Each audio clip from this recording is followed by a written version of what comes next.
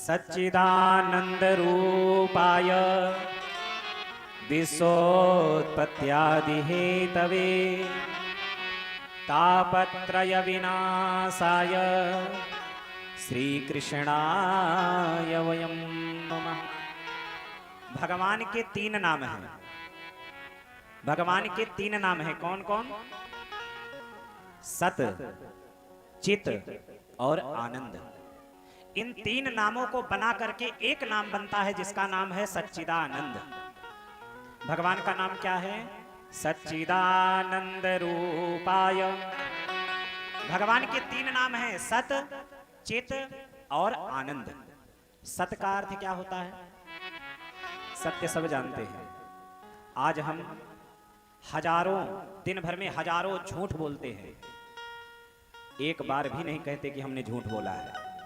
और उन हजारों में अगर गलती से एक बार सत्य मुंह से निकल गया तो उसकी दुहाई गाते हैं पूरे गांव में, हमने सत्य बोला है, हमने सत्य बोला, भैया कसम खिला लो हमने ये बात सत्य बोली है।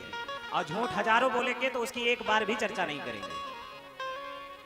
और देखें, आप कोई पूजा मत करो, आप कोई पाठ मत करो, आप कोई यज्ञ अनुष्ठान मत कराओ, लेकिन जीवन भर अगर आपने सत्य के आश्रित जीवन यापन किया है, अगर आप सत्य ही बोले हैं हमेशा, तो इससे बढ़कर के कोई पूजा होता ही नहीं। ये सत्य क्या है? बाबा तुलसी कहते हैं, धर्म न दूसर सत्य समाना, आगम निगम पुराण बखाना। धर्म न दूसर सत्य समाना, आगम निगम पुराण बखाना। धर्म न दूसर सत्य समाना, धर्म न दूसर सत्य समाना, आगम निगम पुराण बखाना। आगम निगम पुराण बखाना।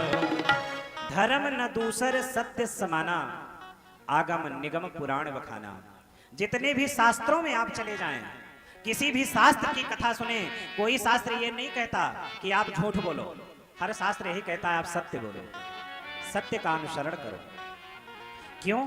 क्योंकि सत्य परमात्मा है, साक्षात परमात्मा ही सत्य है और बाकी सब असत्य है। हम सत्य नहीं हैं, हमारा ये हाथ भी सत्य नहीं है, हमारी ये आंख भी सत्य नहीं है, हमारा ये मकान भी सत्य नहीं है, हमारा ये दुकान भी सत्य नहीं है, हमारा ये परिवार भी सत्य नहीं है। सत्य तो सिर्फ परमात्मा है। सत्य का मतलब क्या होता है? एक बार जिसका विनाश हो जाए वो सत्य हो ही नहीं सकता, और जिसका कभी भविष्य में, भूत में, वर्तमान में कभी उसका विनाश ना होता हो, वही तो सत्य है। भगवान हमारे, जब हम आप नहीं थे, हमारे बच्चे नहीं थे, हमारे पूर्वज दादा परदादा नहीं थे, यह सृष्टि नहीं थी, त्रेता द्वापर कलयुग नहीं था, तब भी वह परमात्मा था। आज सब हैं तब भी वह परमात्मा है, और हम सब नहीं रहेंगे तब भी वह परमात्मा एक बचेगा। इसीलिए सत्य परमात्मा है, दूसरा सब असत्य है। इसीलिए तो बाबा शंकर कहते हैं माँ उमा से, उमा कहाँ हूँ मैं अनुभव अपना, उमा कहाँ हूँ मैं अनुभव अपना। सत हरि भजन जगत सब सपना, सत हरि भजन जगत सब सपना। भगवान शिव कहते हैं, ये उमा, जगत संसार सब असत्य है, सत्य तो एक परमात्मा है, परमात्मा का भजन सत्य है। इसीलिए व्यास जी ने भगवान के तीन नामों में प्रथम नाम सत्य का नाम लिया है। परमात्मा का नाम क्या है? सत्य। और हम आप कहां बैठे हैं? हम आप प्रधान जी के घरे नहीं आए हैं, हम आप कहां आए हैं? हम आप आए हैं सत्य के घर। ये भागवत की कथा ही सत्य है, भगवान की कथा ही सत्य है, भगवान का कीर्तन ही सत्य है, भगवान का दर्शन ही सत्य है, बाकी संसार में कुछ सत्य नहीं है। हम सब सत्य के अनुसरण कर रहे हैं। भगवान का दूसरा नाम है चित। चित माने होता है प्रकाश। अंधेरा हुआ, हमको लाइट की आवश्यकता है। भैया 240 का लगा दो, 2, तब आएगा रोशनी बढ़िया। हमें आपको अंधेरा जैसे हुआ, सूर्य गायब हुए, अंधकार में हमें प्रकाश की आवश्यकता है। लेकिन जो परमात्मा स्वयं प्रकाश स्वरूप है, जिसे किसी के प्रकाश की आवश्यकता नहीं है। क्यों? क्योंकि ये सूर्य उसके नेत्र हैं, चंद्रमा उसके मन हैं। आप सोचो, जिसके नेत्र ही सूर्य हों, उसे कौन सी प्रकाश की आवश्यकता? वो स्वयं प्रकाश स्वरूप है। सूर्य उसके प्रकाश के द्वारा ही प्रकाशित होते हैं। नयन दिवाकर कच घन माला, भगवान के नेत्र दिवाकर अर्थात भगवान सूर्य हैं, और ये जो घनघोर घटाएं हैं, ये भगवान के घुंघराले केस। तो स्वयं भगवान प्रकाश स्वरूप है, इसीलिए भगवान का दूसरा नाम प्रकाश है, चित है। चित माने प्रकाश। और भगवान का तीसरा नाम है आनंद, सत, चित, और तीसरा नाम भगवान का आनंद। हम आप पनीर की सब्जी जिसको अच्छा लगे, अब बढ़िया पनीर की सब्जी उसके मन लायक बन जाए और चख करके खाए। घर वालों ने जिसने बनाया उसने पूछा कैसा लगा? अरे बड़ा आनंद आया।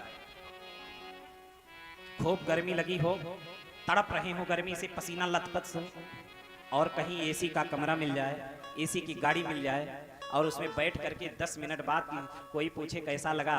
अरे बड़ा आनंद आया। खूब थके मादे हो, कोई रास्ते में मिल जाए, भैया बैठ जाओ, और बैठ जाओ गाड़ी पे, इतना सुकून मिलता है। और जब कोई पूछता है भैया ठीक हो ना? हाँ बड़ा आनंद आया। अरे हम तो यही विचार ही कर रहे थे कोई मिल जाए, आप मिल गए, साक्षात समझो हमारे लिए भैया आनंद हो आप। लेकिन ये आनंद नहीं है, ये छोटा मोटा सुख है। सुख है लेकिन आनंद नहीं है। क्यों? अच्छा ये बताओ, कभी आपको खूब गर्मी लगी और 10 मिनट आप एसी में चले गए, उसके बाद एसी से 10 मिनट बाद बाहर निकलो, तो क्या वो 10 मिनट का आनंद जिसे आप बोल रहे थे, वो 10 मिनट बाद भी आनंद रहेगा? नहीं रहेगा, क्योंकि वो आनंद था ही नहीं। अगर आनंद होता तो वो जाता ही नहीं, वो तो सुख था, क्षणिक सुख था। आनंद एक बार जीवन में आ जाता है, फिर जाता नहीं। क्यों?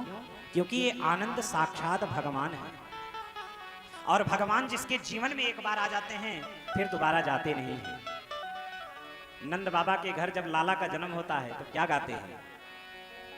नंद घर आनंद भयो जय कन्हैया लाल की, नंद घर आनंद भयो जय कन्हैया लाल की, नंद घर आनंद भयो जय कन्हैया लाल की, नंद घर आनंद भयो जय कन्हैया लाल की, जय कन्हैया लाल की जय हो गोपाल की, जय कन्हैया लाल की जय हो गोपाल की, नंद घर आनंद भयो जय कन्हैया लाल की, नंद घर आनंद भयो जय कन्हैया लाल की, नंद घर आनंद भयो जय कन्हैया लाल की।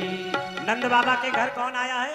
ये नहीं गाया जाता कि नंद घर कृष्ण भयो जय कन्हैया लाल की। अरे कृष्ण तो बाद में उनका नाम पड़ता है, पहले नंद बाबा के घर कौन आया है? नंद घर आनंद भयो। भागवत भी कहती है, नंदहास्तवात्मज उत्पन्नो जातः लादो महामना। नंद बाबा के घर कौन आया है? नंद बाबा का आनंद ही उनके घर प्रकट हो गया है, आह्लाद आ गया है। तो हमारे भगवान ही आनंद हैं। और ये पनीर की सब्जी आनंद नहीं है, ये एसी का कमरा आनंद नहीं है, ये हमें बड़ी बड़ी गाड़ियां आनंद नहीं दे सकती। आनंद तो सिर्फ भगवान की कथा दे सकती है, आनंद तो सिर्फ भगवान का भजन दे सकता है। मीरा को जो आनंद उन फकीरों के बीच में मिलती थी, वो मीरा आनंद उस महलों में नहीं पाती थी। इसीलिए मीरा ने उस महलों को त्याग करके फकीरों के बीच जाकर के नाचती थी, गाती थी, कन्हैया के प्रेम में बावरी घूमती थी। तो आनंद भगवान है। भगवान के 3 नाम सत, चित, आनंद। किसी ने व्यास जी से पूछा, भैया ये सच्चिदानंद भगवान आपके करते क्या हैं? भाई किसी के बारे में भी बताया जाए तो पहले नाम बताओगे। अरे फलाने भैया उनका ये नाम है। अच्छा तो भैया वो फलाने जिसका नाम तुम बता रहे हो वो करते क्या है? तो व्यास जी ने जब नाम बताया कि सच्चिदानंद रूपाय, उनका नाम क्या है? सच्चिदानंद, सतचित आनंद। तो बोले भैया ये तुम्हारे सच्चिदानंद करते क्या हैं? तो बोले विश्वोत्पत्त्यादि हेतवे। क्या करते हैं? ब्रह्मा बन करके इस विश्व की सृष्टि करते हैं। ब्रह्म विष्णु भगवान बन करके इस सृष्टि का पालन करते हैं और रुद्र रूप धारण करके सृष्टि का महाकाल के रूप में संहरण करते हैं। इनका यही काम है भैया, सृष्टि का सृजन करना, सृष्टि का पालन करना और सृष्टि का संहार करना। अच्छा भैया, तो फिर किसी ने पूछा व्यास जी ये 3 नाम हैं और 3 इनके काम हैं, अच्छा ये बताओ फिर इन 3 नामों को हम क्यों लें? हमको लेने से क्या फायदा है?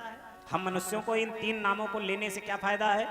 तो बोले भैया देखो, इन तीनों नामों को अगर तुम गाते रहोगे ना तो तापत्रय विनाशाय, 3 प्रकार के तापों का विनाश करता है। हम सभी मृत्युलोक वासियों को 3 प्रकार के ताप तपते हैं। कौन कौन? दैहिक, दैविक और भौतिक। देवताओं के द्वारा जो दैवीय आपदा के द्वारा कष्ट प्राप्त हो उसे दैविक ताप कहते हैं। देह के द्वारा फोड़ा, फुंसी, कैंसर, जुखाम, खांसी हो जाए इसे दैहिक ताप कहते हैं। और भौतिक ताप, पड़ोसी ने कहा तुमको गोली मार देंगे और उसी टेंशन में बैठे हैं कहीं मार ना दे सच में, ये भौतिक ताप है। लेकिन कहते हैं कि जो भगवान श्री कृष्ण का नाम लेता है वो इन 3 तापों से मुक्त हो जाता है। इसलिए व्यास जी कहते हैं श्री कृष्णाय वयं नुमः। व्यास जी ने ये नहीं कहा श्री राधा कृष्णाय वयं नुमः, लक्ष्मी कृष्णाय वयं नुमः। भगवान ने ये नहीं कहा, भगवान ने कहा श्री कृष्णाय वयं नुमः। क्यों? क्योंकि भगवान कृष्ण की एक रानियां तो है नहीं, भगवान कृष्ण की एक शक्ति तो है नहीं, अनेकों रानियां हैं, अनेकों शक्तियां हैं। तो अब आप राधा जी को पसंद करते हो तो उसमें श्री के जगह राधा लगा लो, आप सत्यभामा जी को पसंद करते हो तो सत्यभामा लगा लो। जो माता आपको लगे कि ये भगवान कृष्ण की मेरे योग्य आह्लादिनी शक्ति हैं, उन्हीं का नाम लगा करके आप गुणगान कर लो। इसीलिए भगवान व्यास ने कहा श्री कृष्णाय वयं नमः। भगवान की कितनी कृपा है, मनुष्य का शरीर दिया,